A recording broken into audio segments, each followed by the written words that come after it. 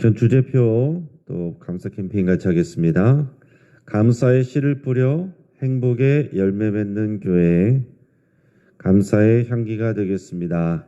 감사의 꽃을 피우겠습니다. 감사의 열매를 맺겠습니다. 아멘. 이번 주 묵상 말씀 시편 128편 3절, 시편 128편 3절 말씀을 세 번 같이 하겠습니다. 내 집 안방에 있는 내 아내는 절실한 포도나무 같으며 내 식탁에 둘러앉은 자식들은 어린 감람나무 같으리로다. 내 집 안방에 있는 내 아내는 절실한 포도나무 같으며 내 식탁에 둘러앉은 자식들은 어린 감람나무 같으리로다. 내 집 안방에 있는 내 아내는 절실한 포도나무 같으며 내 식탁에 둘러앉은 자식들은 어린 감람나무 같으리로다. 아멘. 하나님께서 우리에게 가족들을 허락하여 주셨습니다. 우리 가족들은 짐이 아니라 선물입니다. 오늘 그 믿음 안에서 또 신앙의 정원사로 살아가시기를 바랍니다. 하나님께서 오늘 우리에게 주시는 말씀은 마가복음 12장 35절에서 44절까지 말씀입니다. 오늘 본문을 통해서 서기관들과 과부라는 제목으로 말씀의 은혜를 같이 나누겠습니다. 여러분, 질소과자라는 말 들어보셨습니까? 이 과자를 포장할 때 그 안에 충격 방지를 위해서 질소를 보통 많이 넣는데, 그 질소를 넣어서 이 과자 봉투가 빵빵하게 됐는데, 그러나 실제 내용물은 별로 없는, 그래서 사람들이 이제 실망해서 질소를 샀더니 과자가 딸려왔다, 이렇게 또 이제 자주 섞인 표현을 할 때, 그럴 때 이제 질소 과자라고 아예 그렇게 표현을 합니다. 뭐 질소 과자 자체가 뭐 거치대로 그런 것은 아니지만 그런 느낌이 든다는 거죠. 또 굉장히 커 보이고 많아 보이는데 실제 내용물은 별로 없다라는 얘기입니다. 자, 우리나라 사람들도 대대로 거칠애가 좀 심한 편입니다. 겉으로 보여지는 것을 굉장히 중요하게 여기는 사람들이 많습니다. 사람들에게 어떻게 보일까? 이것을 신경을 많이 씁니다. 그 대학 캠퍼스에서도 여대생들이 공부하는 시간을 더 많이 들여야 되는데 화장하고 또 예쁘게 꾸미고 오느라고 또 많은 시간을 드립니다. 또 성인 여성들도 보면 또 대부분 화장하고 꾸미느라고 많은 시간이 걸립니다. 그래서 오히려 지난번에 우리 코로나 때 많은 여성분들이 마스크를 쓰고 다니느라고 편했다, 너무 편했다, 그런 말들을 많이 했었습니다. 자, 예수님은 거칠애와 허세를 싫어합니다. 이것은 자기를 높이는 교만과 연결이 되기 때문에 그렇습니다. 특히 예수님 시대에 서기관들이 그런 사람들이었어요. 서기관들은, 이 신학시대의 서기관들은 대부분 이 바리새파 사람들이었고요. 그들은 율법을 연구하는 사람들이고 또 선해드린 공회의 의원들이 대부분이었습니다. 그들은 율법을 연구하고 규칙을 만들어서 사람들의 삶에 적용시키는 사람들이에요. 하지만 예수님은 그들의 이런 위선과 허세를 지적하셨습니다. 그렇기 때문에 예수님은 필히 이들과 갈등할 수밖에 없었던 거죠. 오늘 본문 앞에서 이 예루살렘 성전에 이제 들어오신 예수님이 계속해서 이 바리새인 서기관들과 계속 논쟁하고 부딪히는 내용들이 나왔습니다. 그러나서 오늘 본문이 또 이어지는데요. 우리 35절에서 37절까지 말씀을 같이 읽겠습니다.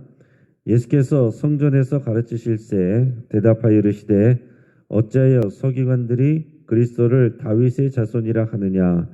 다윗이 성령에 감동되어 친히 말하되 주께서 내 주께 이르시되 네가 내 원수를 네 발 아래에 둘 때까지 내 우편에 앉았으라 하셨도다 하였느니라. 다윗이 그리스도를 주라 하였은즉 어찌 그의 자손이 되겠느냐 하시니 많은 사람들이 즐겁게 듣더라. 아멘. 자, 예수님이 성전에서 여느 때와 같이 이제 백성들을 가르치고 계셨습니다. 그 앞에 이제 서기관들하고 논쟁하는 내용들도 또 있기 때문에 그 자리에는 이제 서기관들도 또 있었을 겁니다.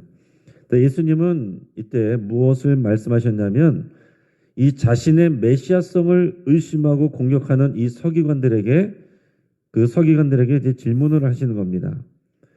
어찌하여 서기관들이 그리스도를 다윗의 자손이라 하느냐? 어찌하여 서기관들이 그리스도를 다윗의 자손이라고 하느냐? 이것을 물었습니다.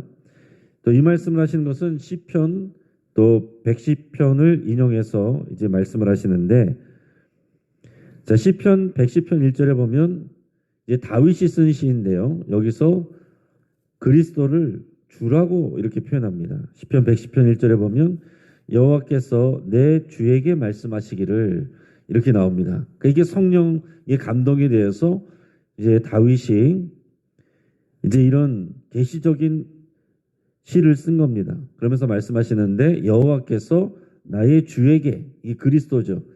그리스도께 말씀하시기를 내가 너의 원수들로 내 발판이 되게 하기까지 너는 내 오른쪽에 앉아 있으라 하셨도다.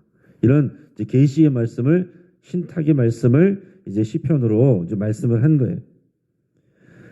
그랬는데 어찌 서기관들은 메시아를 다윗의 자손이라고 하느냐? 이렇게 묻는 겁니다. 자, 다윗의 자손이란 말은 그 당시에 메시아를 상징하는 어떤 공식적인 말과도 같았습니다. 그런데 구약 성경에 다윗의 자손이라는 표현 자체는 안 나옵니다. 여러 이제 구약 성경 구절 중에 또 이새의 뿌리에서 나온다, 또는 여러 내용들 중에 이제 다윗의 후손에서 나온다, 이런 내용들이 분명히 있는데 이제 후반에 오면서 다윗의 자손이라는 말이 이제 굳어졌습니다. 자, 근데 이 질문을 하는 것은 뭐냐면, 물론 그렇다라고 예수님이 다윗의 자손이 아닌 게 아닙니다. 예수님 들어오실 때 많은 사람들이 다윗의 자손이라고 이렇게 외쳤어요. 예수님이 고쳐주실 때 어떤 맹인도 다윗의 자손이라고 이렇게 외쳤습니다. 그것을 예수님이 뭐라고 그러신 적이 없어요. 그런데 지금 서기관들이 왜 메시아를, 그리스도를 다윗의 자손이라고 하느냐? 이렇게 얘기를 하시는데, 이건 왜 그러시냐면 예수님이 다윗의 자손으로 오신 게 맞습니다. 그렇죠? 다윗의 자손으로 오시기 위해서, 그래서 이 요셉과 마리아를 통해서 이 땅에 오신 것이고, 그가 다윗의 자손이었고, 그래서 이 베들레헴에서 호적 정리를 하러 가는 바람에 다윗의 동네인 베들레헴에서 예수님이 태어나시게 된 겁니다. 그래서 이게 우연처럼 된 게 아니라 다 하나님의 그 약속 가운데 성취하는 그런 역사였어요. 그럼에도 불구하고 예수님이 왜 다윗의 자손이 되겠느냐라는 것은, 자, 다윗은 지금 그리스도를 주님이라고 표현했다. 자신의 주님이라고 표현했다. 이렇게 말씀하셨습니다. 그런데 어떻게 다윗의 자손이 되겠느냐? 이런 질문을 하셨어요. 그러니까 예수님이 다윗의 자손으로 온 건 맞습니다. 그런데 예수님은 다윗 이전에 창조 때부터 계신 성자 하나님이십니다. 그러니까 서기관들은 예수님이 다윗의 자손으로 오는 것은 알고 있습니다. 성경을 많이 알고 있어요. 그것을 가르칩니다. 그러면서 예수님이 메시아이시고 그리스도인 것을 알아보지 못하고 계속 공격하고 있습니다. 시험 질문하고 넘어뜨리려고 하고 그러고 있습니다. 그러니까 예수님이 지금 지적하시려고 하는 건 뭐냐면은, 서기관들은 이 하나님의 말씀을, 율법을 잘 아는 것처럼 그렇게 스스로 착각하지만, 그러나 부분적으로 아는 것이고 또 때로는 왜곡하고 있고 잘못됐다는 것을 지적하고 있는 것입니다. 다윗의 자손으로, 후손으로 온다는 것을 알면서, 그러나 이 그리스도가 다윗의 주가 되고 창조 때부터 계신 성자 하나님이란 것을 알지 못한다는 것을 지금 지적하고 있는 거예요. 그들의 성경 이해는 단편적이고 부족하다라는 겁니다. 그러면서도 서기관들이 성경을 다 아는 것처럼 그렇게 착각하고 교만하게 예수님을 판단하고 공격하고 그 지식으로 또 백성들을 위에 군림하고 있는 그런 서기관들을 모습을 지적하고 있었다라는 얘기입니다. 그러니까 이런 말씀들을 백성들은 즐겁게 들어요. 하지만 성경에 나와 있지 않아도 서기관들의 얼굴은 상상해 보면 붉어졌을 거예요. 굉장히 기분 나빠했을 겁니다. 이어서 예수님께서 이 서기관들을 삼가라고 백성들에게 주의를 주십니다. 38절에서 40절까지 말씀을 같이 읽겠습니다. 예수께서 가르치실 때에 이르시되 긴 옷을 입고 다니는 것과 시장에서 문안받는 것과 회당의 높은 자리와 잔치의 윗자리를 원하는 서기관들을 삼가라. 그들은 과부의 가산을 삼키며 외식으로 길게 기도하는 자니 그 받는 판결이 더욱 중하리라 하시니라. 아멘. 자, 그러면서 예수님이 백성들을 가르치실 때에 이 서기관들을 조심하라, 서기관들을 삼가라 이렇게 말씀하십니다. 그러면서 서기관들에 대해서 뭐라고 이제 묘사를 하시느냐? 그들은 긴 옷을 입고 다니는 걸 좋아한다라고 그랬어요. 긴 옷을 입고 다닌다. 이거는 좀 불편한데도 불구하고 자신의 어떤 권위를 이렇게 사람들에게 보이려는 그런 모습인 거예요. 그런 옷을 입고 다니고 또 시장에서 문안받는 것을 좋아하고 그게 자신의 어떤 권위를 나타내는 긴 옷을 입고서 시장에서 사람들에게 인사받는 것, 그거를 좋아한다는 얘기입니다. 그리고 회당의 높은 자리를 앉는 걸 좋아하고 잔치의 윗자리를 원한다라고 그랬습니다. 어디 가면 대접받는 걸 좋아하는 거죠.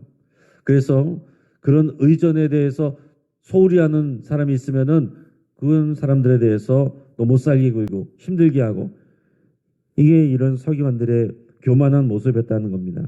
그뿐만이 아니라 40절에 보면 그들은 과부의 가산을 삼킨다라고 했습니다. 과부의 가산을 삼킨다. 그 당시에 과부는 가장 연약한 사회적 약자입니다.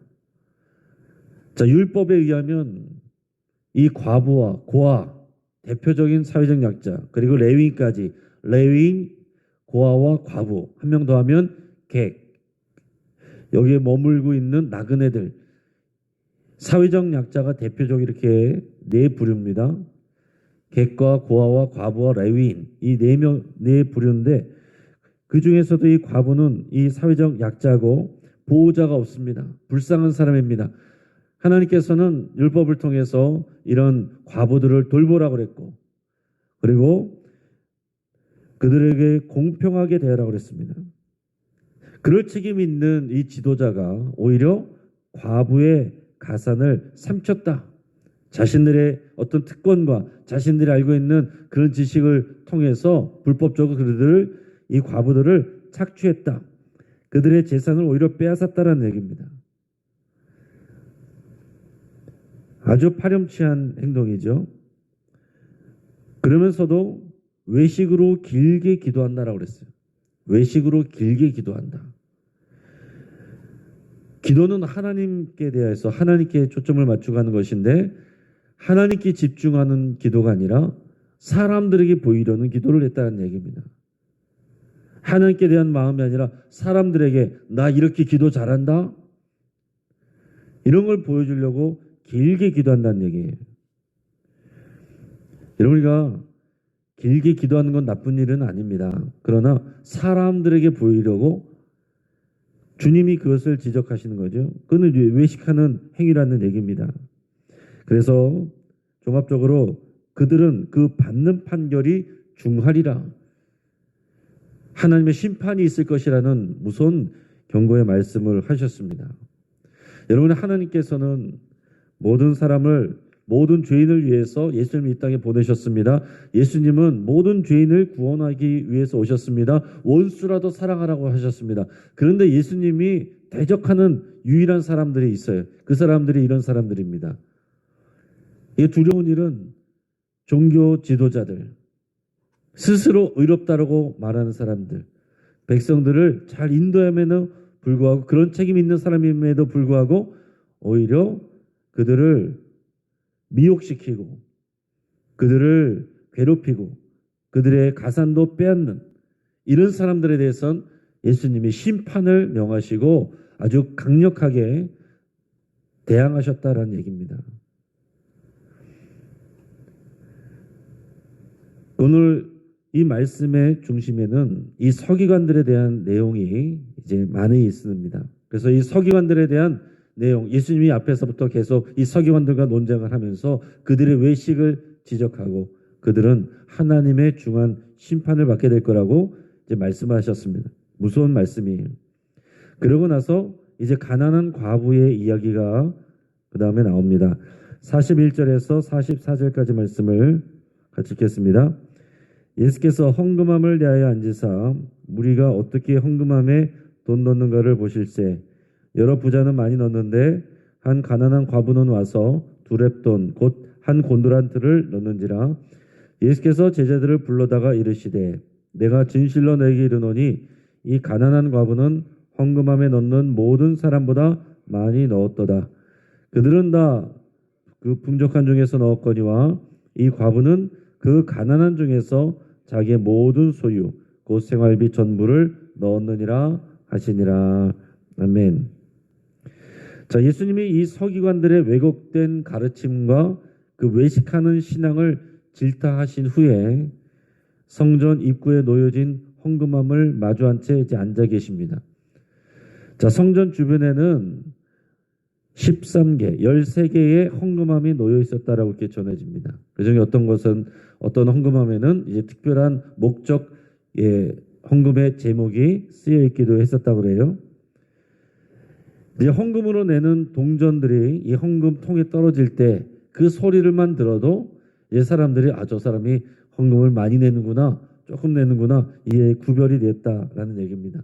그 당시에는 이제 화폐가 아니라 대부분 동전이었기 때문에 헌금함에 동전을 넣는데 이 바닥에 떨어지는 소리가 옆에서도 이제 들리는 거예요. 많이 넣는 사람은 우르르 하는 이제 소리가 나는 것이고 한두 개 넣는 사람은 똑똑똑똑 이렇게 들리는 소리가 이제 다 이제 티가 나는 겁니다.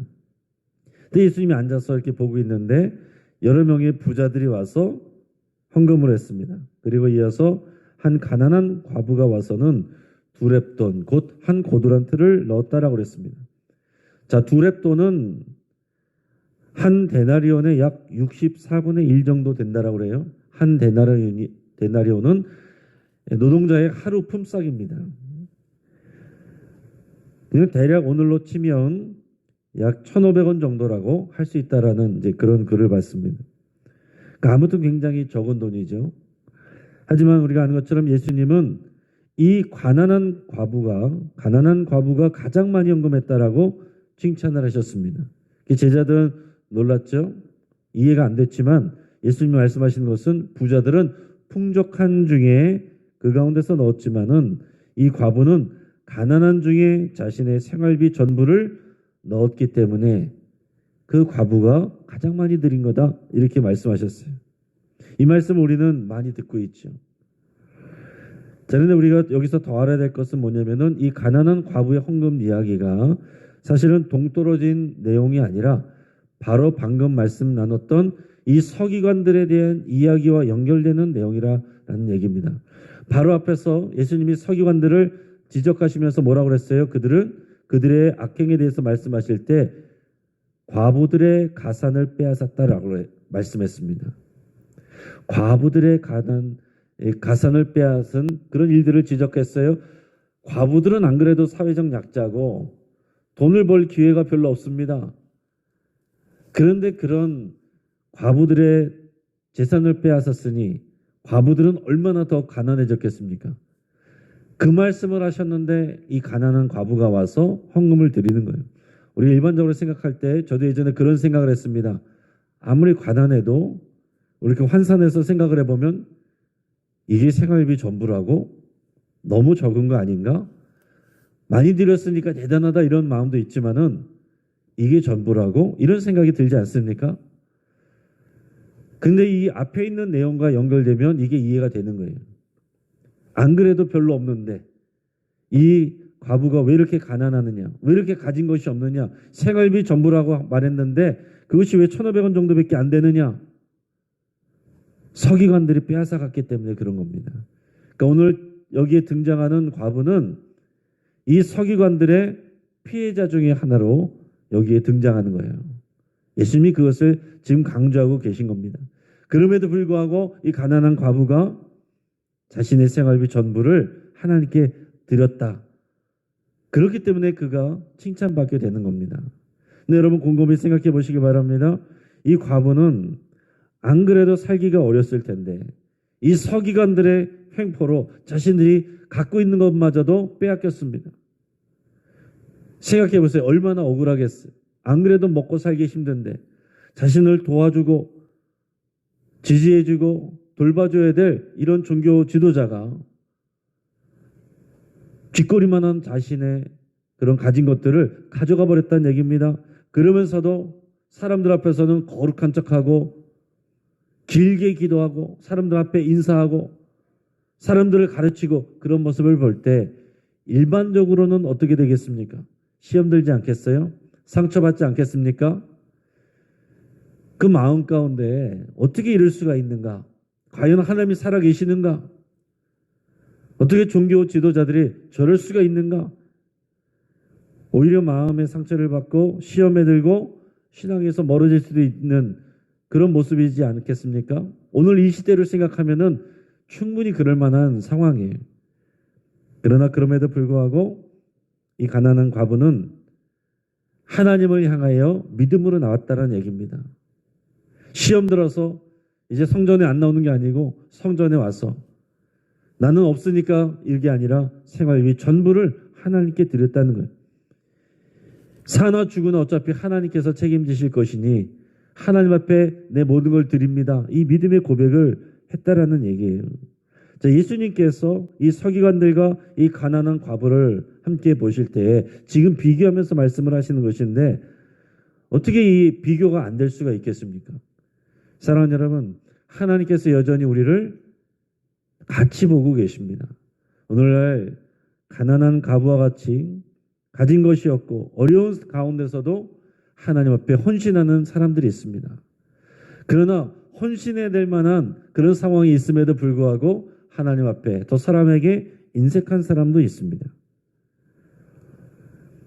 자, 서기관들은 하나님의 책망과 심판을 분명히 받게 될 것이고 반대로 이 가난한 과부는 하나님의 칭찬과 보상을 반드시 받게 될 것입니다. 여러분 그러면 오늘 이 말씀을 읽으면서 우리가 그러면 어떻게 살아야 되겠는가? 여러분 이 생각을 해보시길 바라요. 자, 먼저 내가 소유한 것들이 하나님의 은혜임을 여러분 고백하며 감사드릴 수 있길 바랍니다. 우리가 가진 것 상대적으로는 적을 수 있어도 여러분 객관적으로 보면 전 세계적으로 우리는 상위 아주 소수에 들어가는 그런 부자들입니다. 우리 항상 부족하다 없다 그러면은 안 될 만한 사람들이라는 얘기. 우리가 있는 것 상대적으로 부족할지라도 다 하나님의 은혜입니다. 족한 줄로 알고 감사드릴 수 있길 바랍니다. 그럼에도 불구하고 우리가 절대적으로 부족한 부분들 그런 부분들이 있다면 오히려 하나님을 기쁘시게 하기가 더 좋은 기회임을 감사할 수 있길 바랍니다. 실질적으로 그렇습니다. 우리가 적을 때 하나님 앞에 더 많이 드리던 분들이 오히려 많아지면 고민합니다. 그렇게 되지 않아요? 드릴 것이 많아지면 고민해요. 적을 때는 기도합니다. 하나님 11조 많이 내게 해주세요. 그런데 정말 낼 것이 많아지면 고민을 한단 말이에요. 이걸 다 내놓으면 괜찮을까? 너무 티나지 않을까? 차라리 이것을 나눠낼까? 다른 항목으로 낼까? 고민들 한다는 얘기입니다. 순전하게 순수하게 어린아이 같이 하나님 앞에 신앙생활하기가 오히려 더 어려워지는 부분들이 있습니다. 그러면 말씀을 정리합니다. 서기관들의 외식하는 모습과 거룩한 척하는 가식은 마치 질소 과자처럼 과장되어 있습니다. 서기관들은 외식하는 것도 모자라서 불쌍한 과부들의 가산을 착취했습니다. 성경 말씀을 머리로만 하는 게 이렇게 위험하다는 거예요. 여러분 진짜 신앙은 반드시 하나님과의 관계 안에서 겸손과 순종으로 나타납니다. 교회 안에서만이 아니라 교회 밖에서 교인들이 보이지 않는 곳에서 그곳에서 우리가 사람들을 대하는 태도에서 우리의 진짜 신앙이 나타난다라는 말씀입니다. 또 서기관들에게 착취를 당하던 이 가난한 과부는 오히려 자신의 전부를 하나님께 봉헌했습니다. 하나님에게든지 사람에게든지 여러분 넉넉하게 대할 수 있는 것은요, 돈이 많고 적음이 아니라 믿음에 많고 적음에 달려 있습니다. 우리의 소유가 하나님의 은혜임을 늘 감사하며 자족하시기를 축복합니다. 그리고 부족하고 어려울 때는 오히려 하나님께 더 많이 드릴 수 있는 것을 여러분 생각하며 믿음으로 감사드릴 수 있기를 바랍니다. 같이 기도하겠습니다. 오늘 이제 말씀을 붙들고 함께 기도할 때에 내게 있는 교만과 위선을 회개할 수 있기를 바랍니다. 우리 성령님께서 우리 마음 가운데 또 지적해 주시고 깨닫게 하는 그런 모습이, 서기관들의 모습이 내 안에 깨닫게 되는 부분들이 있다면 그것을 여러분 고백하시고 회개하실 수 있게 바랍니다. 또 내게 주신 하나님의 은혜를 여러분 기본적으로 감사드릴 수 있게 바랍니다. 또 부족한 중에도 하나님을 우선순위로 섬기기로, 또 사람들을 바라보며 원망하거나 비교하는 것이 아니라 내게 주신 것을 하나님께 감사드리며 하나님을 우선순위로 섬기기로 여러분 결단할 수 있길 바랍니다. 우리 환우들을 위해서 함께 기도하실 때 오늘 황지태 장로님 심장 스텐트 시술 받는다고 합니다. 위에서 같이 기도해 주시고, 장문평 집사님 어깨뼈 철심 수술 후에 회복 중에 있습니다. 구현인 권사님 항암 치료 중에 있습니다. 위에서 같이 기도해 주시기 바랍니다. 우리 사순절 기간 동안 우리 성도님들이 절제하며 예수님을 깊이 묵상할 수 있기를 위해서 함께 기도하겠습니다. 또한 한국교회 또 영신교회 모든 목회자와 장로님들이 하나님과 사람들 앞에서 겸손하고 진실하기를 위해서 함께 기도하겠습니다. 이 시간 주여 한번 부르짖고 합심해서 함께 기도합니다. 주여